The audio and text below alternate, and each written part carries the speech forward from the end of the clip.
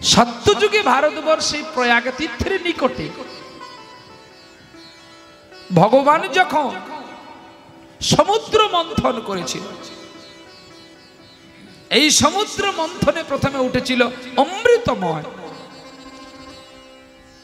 তখন একদিকে দৈত্য, একদিকে দানব, আর এক পাশে আছে সকল দেবতা মণ্ডলী। দৈত্য দানব এক পাশে, আর এক পাশে দেবতা মণ্ডলী। মুসুল পর্বত দিয়ে, অনন্ত নাগকে দিয়ে মন্থন করা হচ্ছে। এই মন্থনে উঠেছিল অমৃত।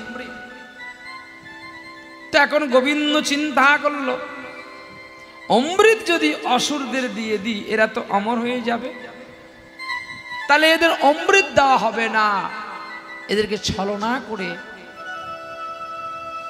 এদেরকে ভুলিয়ে দিতে হবে।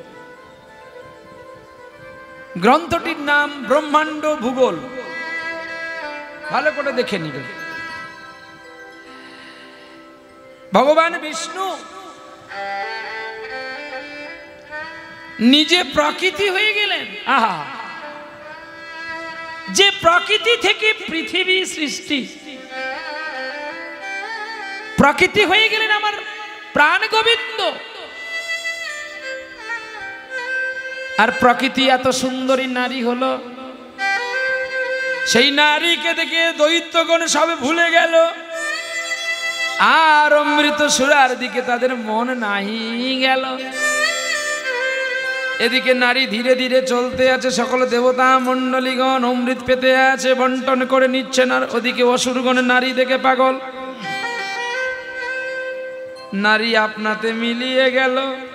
অসুররা ফিরে এলো, এসে দেখে কিছু নাই, কিছু নাই, কিছু নাই, কিছু নাই, কিছু নাই, কিছু নাই, কিছু নাই, কিছু নাই। অমৃত কলসি ফুরিয়ে গেছে, কিছু নাই, কিছু নাই। কি বা হবে এখন রে, কি বা হবে এখন রে, কি বা হবে এখন রে, কি বা হবে এখন রে। অমৃত কলসি ফুরিয়ে গেছে, এখন কি বা হবে রে। অমৃত কলসি ফুরিয়ে গেছে, কি বা হবে রে। অমৃত কলসি ফুরিয়ে গেছে। তখন দৈত্য মানবরা বলছে যে আমাকে তো অমৃত দাও। বলে তোমরা কোথায় গিয়েছিলে, দেখো সবাইকে দিতে গিয়ে তো তোমরা এতক্ষণ কোথায় ছিলে। আর লজ্জায় বলতে পারছে না গোবিন্দকে যে আমরা নারীর পেছনে গিয়েছিলাম। বলে অমৃত তো শেষ হয়ে গেছে। বলে তাহলে কি করে তোমরা কপটি করেছো, আমাদের না দিয়ে খেয়েছো। ভগবান বিষ্ণু বলছে আস্তে, তোমাদের মধ্যে কত সুন্দর তোমাদের দেখতে, তোমাদের আচরণটা এমন হওয়া উচিত না। আমি তো জানি সবাইকে দেওয়া হয়ে গেছে। বাহ। আবার পুনরায় মন্থন করতে গেলেন। পুনর্মন্থন করতে উঠেছিল গরল। এই গরল যেখানে ফেলবে পৃথিবী ধ্বংস হয়ে যাবে, বিশ্ব প্রলয় হয়ে যাবে। তাই ওই গরল বিষকে একমাত্র দেবাদিদেব মহাদেব পান করেছিল। তাই মহাদেবের আরেক নাম হলো নীলকণ্ঠ। চলে গেল সত্যযুগ, এলো ত্রেতা যুগ। ত্রেতা যুগে রাম অবতার হয়ে মনে রেখেছে সেই কথাগুলো। লীলা করতে গিয়ে, সীতা উদ্ধার করতে গিয়ে রাবণকে নিধন করলেন। আর রাবণকে নিধন করার পরে বাকি লীলা সমাপ্ত করে দাপর যুগে প্রবেশ করলেন গোবিন্দ কৃষ্ণ অবতারে।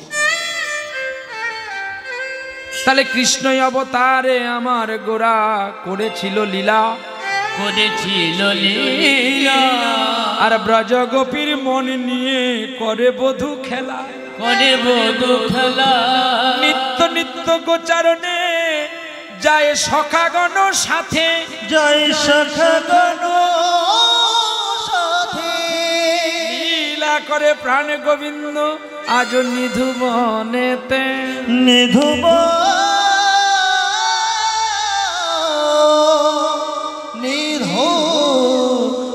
নিধুবনেতে।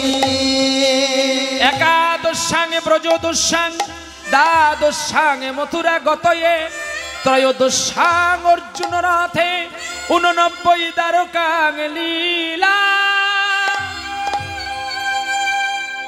কদিন আগে একটা বড় তিথি চলে গেল না? কি তিথি?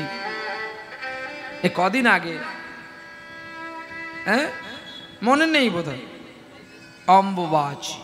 বাহ, আজ এই অম্বুবাচীটা, এই অম্বুবাচীতে একটা ছেলে জন্ম হয়েছিল জানেন? হ্যাঁ, অম্বুবাচীর দিনে মাটিতে হাত দিতে নেই কেন জানেন? মাটিতে একটা ছেলে জন্ম হয়েছিল, বসুন্ধরার ছেলে, মা ধরিত্রীর ছেলে। এর বাবার নাম কি? এই ছেলেটার বাবার নাম স্বয়ং বরাহ ভগবান। বরাহ মানে শুকর। শুকর আবার ধরিত্রীর স্বামী কি করে হলো? বলে হলো তো, হবে বলেই তো এসেছি, আর হয়েছিল বলে গাইতে এসেছি। আপনার জানেন হয়তো স্মরণপটে নাই, আছে চিত্রপটে আছে লেখা, হয়তো স্মৃতিপটে যায় না দেখা। আছে, সকলে জানেন, সকলে শোনেন, কিন্তু হয়তো চিত্রপটে লেখা আছে, স্মরণপটে আসছে না। দেখি বলে দিই। তাহলে ভগবান কৃষ্ণ যে 10টি অবতার হয়েছিলেন, 10 বার আবির্ভূত হয়েছিলেন, সেটা একমাত্র আপনাদেরই বাড়ির ছেলে। মুর্শিদাবাদের গায়ে বীরভূম, তাই তো নাকি? মুর্শিদাবাদ বীরভূম কতটা দূরত্ব? কাছে কাছে লেগে আছে তো, বাঁকুড়া, বীরভূম, মুর্শিদাবাদ, নাকি ভুল বলছি? হ্যাঁ, আর ঠিক এক লগের মাঝখানে আছে নদিয়া। হ্যাঁ, এই এতজনের বিবেচনাকে বিচার করবে বলে তাই মাঝখানে এসেছিলেন চৈতন্য ভগবান। কি হিসাব করে দেখুন, ও পাশে হাওড়া, 24 পরগনা, তারপরে আপনার মেদিনীপুর, তারপরে আপনার হুগলি, এদিকে বাঁকুড়া, এদিকে বীরভূম, এদিকে মুর্শিদাবাদ, আর মাঝখানে নদিয়া। আর নদিয়ার মাঝখানে নবদ্বীপ। নবদ্বীপের অন্তঃসলিলে জন্ম নিয়েছিলেন চৈতন্য ভগবান, যিনি বৃন্দাবনে রাখালিয়া। তাহলে সেই রাখালিয়াই মেদিনীপুরের মাটি ছেড়ে, হুগলির মাটি ছেড়ে, বীরভূমের মাটি ছেড়ে এসেছিল নবদ্বীপে। কেন জানো না? তৎকালীনে নবদ্বীপের জায়গা ছিল একটা শিক্ষার প্রতিষ্ঠান। নবদ্বীপকে সকলে আদর্শমান মাটি বলতো। বলে এখন নেই কেন? এখন আর নাই, মাটি তো নিমাই চলে গেছে, মাটি সব গঙ্গায় ধুয়ে গেছে। আছে আছে, চলছে চলছে। কারোর বাবা মারা গেলে, মা মারা গেলে, সে ছেলের দুর্দশাটা যেমন হয়, সে আর বিদেশি মদ খাবে নয়, চুল্লু খেয়ে খেয়ে মরবে। ঠিক তদ্রূপী চৈতন্য মহাপ্রভু নবদ্বীপ থেকে চলে গেছে, চৈতন্যের চেতনাটাও হারিয়ে গেছে। নেই আর চেতনা নাই। আছে কয়েকটা মোট মন্দির, বাবাজিরা কেবলমাত্র আছে অনেক অত্যাচার সয়ে। চলো, তাই সেখানে কৃষ্ণ বরাহ অবতার হয়েছিল কেন জানেন? মীন অবতার হয়েছিল বেদ উদ্ধার করার জন্য, কুর্ম অবতার হয়েছিল পৃথিবীকে পিঠে ধারণ করার জন্য। আমি একদম ছোট্ট করে করে বলে যাচ্ছি, কার লীলায় যেতে হবে। তারপরে বরাহ অবতার হয়েছিল হিরণ্যকশিপু আর হিরণ্যাক্ষ, দুটি ভাই ছিল। এই হিরণ্যাক্ষকে বধ করার জন্য পাতালে গিয়েছিলেন বরাহ অবতার ধরে। আর হিরণ্যাক্ষকে যখন বধ করার পরে আমার সেই বরাহ অবতার ভগবান তিনি ছুটে আসলেন এই ধরিত্রীর ওপরে। আর হেন সময় দেবর্ষি নারদ ঢেকির বাহনে চলতে চলতে ঢেকির বাহন নামিয়ে বলছে, প্রভু সর্বনাশ সর্বনাশ সর্বনাশ। নারদকে বলছে, তুমি কি বলছো সর্বনাশ সর্বনাশ? প্রভু গো, পৃথিবী প্রলয় হতে যেতে বসেছে।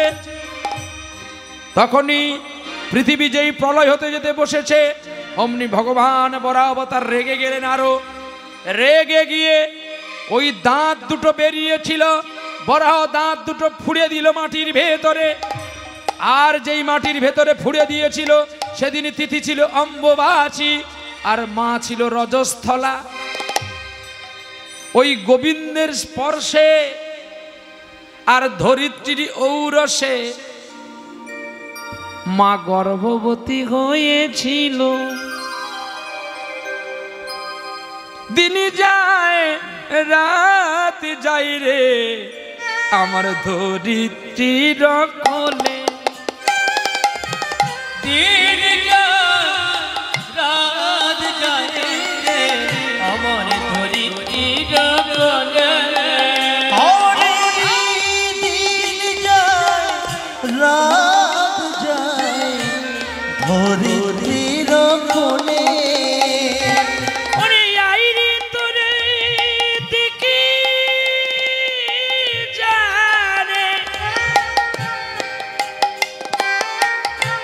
সন্তান আসছে কোলে।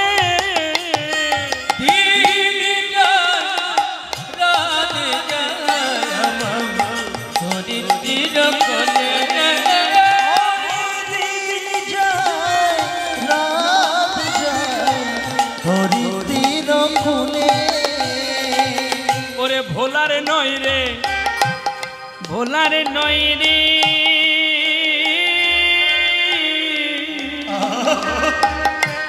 এ কথা ভোলার নয় রে, ভুলবার নয় রে, ভোলার নয় রে, ভোলার নয় রে।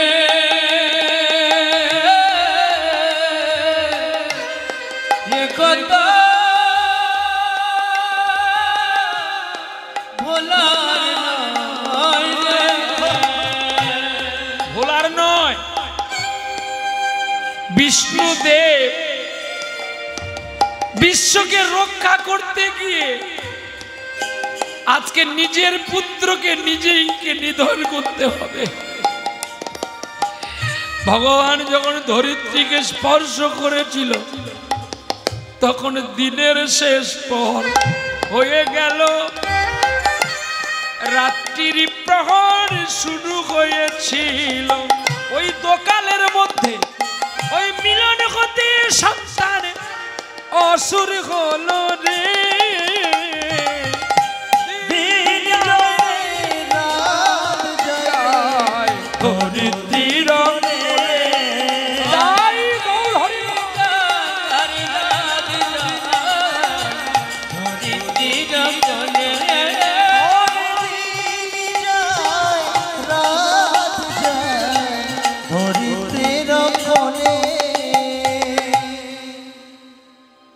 স্পর্শ যখন করেছিল দিনের শেষ পর রাত্রি প্রথম প্রহর, যাকে দ্বিসন্ধ্যা কাল বলে, যাতে দুটো কাল বলে, ওই দুটো কালের মধ্যে মিলন স্পর্শে ধরিত্রীর গর্ভ হয়েছিল বলে ধরিত্রীর গর্ভ থেকে একটা ছেলে জন্ম হয়েছিল, যার নাম নরকাসুর। ওই নরকাসুর জন্ম নিয়েছিল মৈথিল দেশে, যাকে আপনারা নাগাল্যান্ড অরুণাচল প্রদেশ বলেন।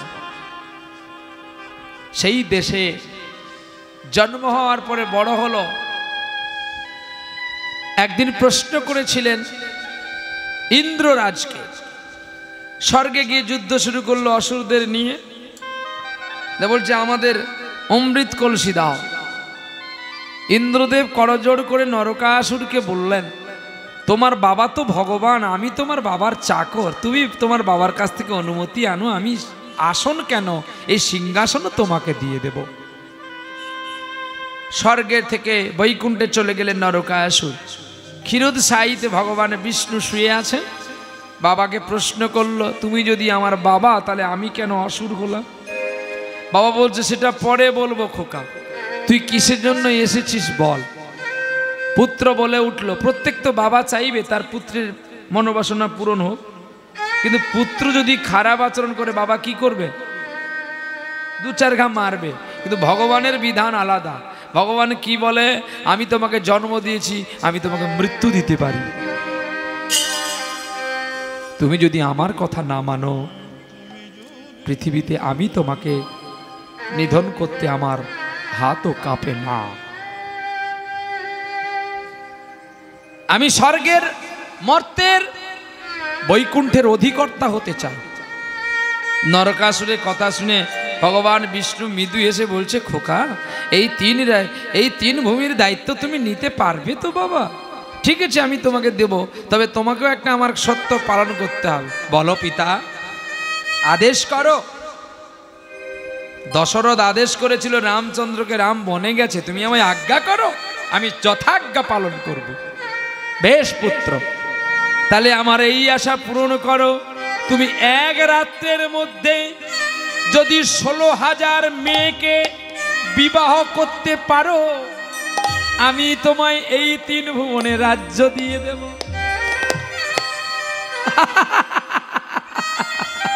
এই কথা সামান্য 16,000 মেয়েকে বিবাহ করতে হেসে উঠলেন নরকাসুর। আমি কাল রজনীতে 16,000 মেয়েকে বিয়ে করে স্বর্গ মর্তের রাজা হয়ে যাব। আনন্দে অট্টালিকা পুরী থেকে চলে গেলেন মৈথিল দেশে। মন্ত্রীকে বলছে, এই মন্ত্রী, ঢোল দিয়ে জানিয়ে দাও, আগামীকাল আমি 16,000 মেয়েকে বিবাহ করব। যারা আমাকে মেয়ে না দেবে তাদের মৃত্যুদণ্ড হবে, আর যারা মেয়ে দেবে তাদের অর্ধেক রাজ্য দেওয়া হবে। ছোট পাগল হয়ে গেল, সকলে বিষয় সম্পত্তির লোভে ছুটে চললেন নরকাসুরকে বিবাহ দেবে। ভগবান বিষ্ণু অবাক হয়ে গেলেন, এ যা শুরু করেছে 16,000 বিয়ে করে ফেলবে। ছলনা করে ভগবান একটি কন্যা চুরি করে নিলেন, কিন্তু 16,000 মালার একটি মালা বেড়ে গেছে। তাহলে কতগুলো মেয়ে হয়েছে গো? আগে বলুন। 15,000 15,001 অঙ্ক মিলবে? হ্যাঁ, 15,999টি। অঙ্কটা পড়েছে তো নাকি বাবা? 16,000 যদি হয় তাহলে 15,001 মানে তাহলে কত হলো? বাকি থাকলো কত? 9,000। হ্যাঁ, কি গো, 999টা বাকি থাকলো। কিন্তু না, একটা মেয়ে কম ছিল। তাহলে 15,999টি কন্যা গলায় মালা দিল, একটি মালা বেড়ে গেল। মন্ত্রী বলছে, স্যার, কানা খোড়া পেঁচা পেঁচি নেড়া নেড়ি যেখানে যা ছিল আমি সব এনেছি, আর একটাও নেই। রাজা রেগে গেল। আছে কন্যা আছে, আমি মোহিনী বেশ ধারণ করব, মায়া বেশ ধারণ করব, মায়াবিনী হয়ে ছুটে যাব। কোথায় জানো? যেখানে বাবা শয়ন করেছে আর বাবার চরণ সেবা করছে একটা সুন্দরী কন্যা, ওকে নিয়ে এসে বিবাহ করি, পরে বাবাকে ফিরিয়ে দেব।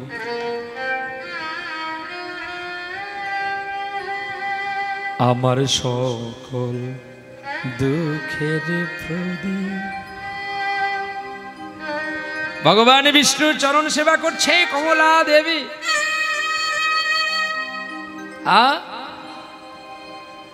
पत्थर बना दिया मुझे, रोने नहीं दिया।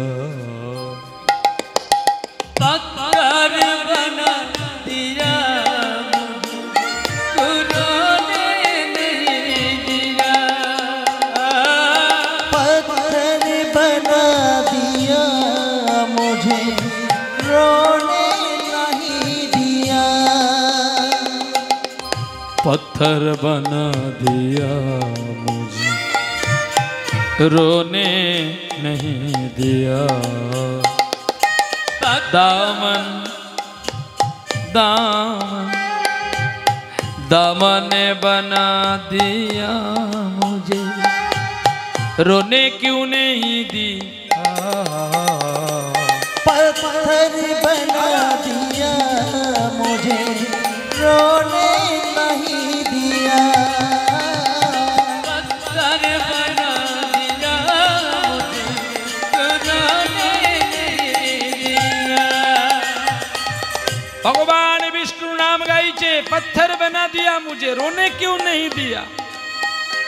নরকাসুর ছুটে আসলেন, ছুটে এসে সেই নারীটাকে না বলে না কয়ে হাতে নারায়ণ মা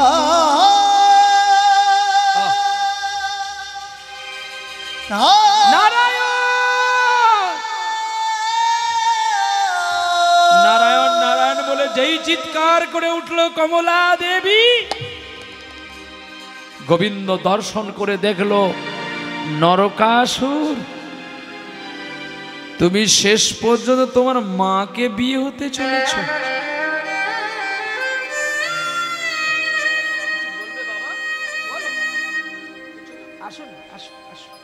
এই ছোট্ট ছোট্ট ছেলেগুলো এই একটা মহৎ আয়োজন করেছিল। আমাদের অনুচিত না হওয়া দরকার। বলছে বাবুজি কোনো চিন্তা করো না, আমরা ছোট হলেও তোমায় কষ্ট দেব না। অনেক ছেলে দেখেছি গো, তোমাদের বাড়ির ছেলে সত্যি ভালো। আরে কেন ভালো হবে না, এ মাটিটা তো দেখতে হবে কি আছে মাটিতে। যে মাটির মা ভালো, যে মাটিতে বাবা ভালো, তার ফল তো ভালো হবে। মালদা মুর্শিদাবাদের আম ডাঁটে বিক্রি হয়, অন্যান্য জেলার আম বাজারে যায় বটে, দেখলেই লোক পালিয়ে যায়, বলবে এটা মালদার ন্যাংড়া নয় রে। ফজলি আমের গাছে ফজলি ফলে, তোতা আম হয় না। আপনার যে জাত ফজলি, এই জন্য এমন এমন সন্তান পৃথিবীতে এনেছেন, যাদের দয়া আমরা আসতে পারলাম আপনাদের চরণ কমলে, আর আপনারাও আসতে পারলেন ভগবানের চরণ কমল। চলো যাই। আজকে ভগবান কৃষ্ণ বিষ্ণু নারায়ণ আহ্বান করলেন সুদর্শনকে, তোমার এত বড় স্পর্ধা, মাতৃত্ব জ্ঞানবোধ তোমার নেই। কোথায় সুদর্শন? কেটে দাও এর মাথাখানি।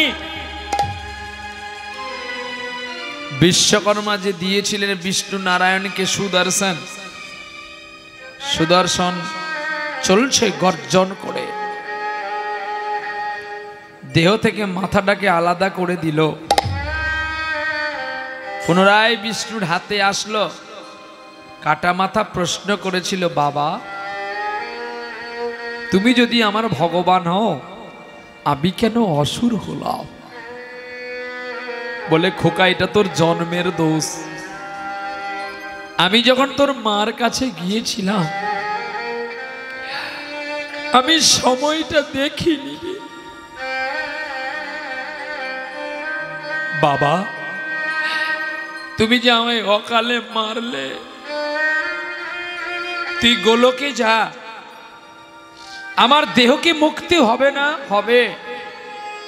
আবার তুই আসবি, আবার আমার হাতে তুই মরবি। সেদিন সম্পর্কটা থাকবে শুধু আলাদা। আসলেন ফিরে উৎকল রাজ্যে উড়িষ্যায়, নাম হলো তার কে জানো? শিশুপাল। মাতা গুন্ডিচা দেবী বাসনা করেছিল জগন্নাথ নীলমাধবের কাছে, আমাকে একটা পুত্র দাও না গো, আমি যে নিঃসন্তান জননী।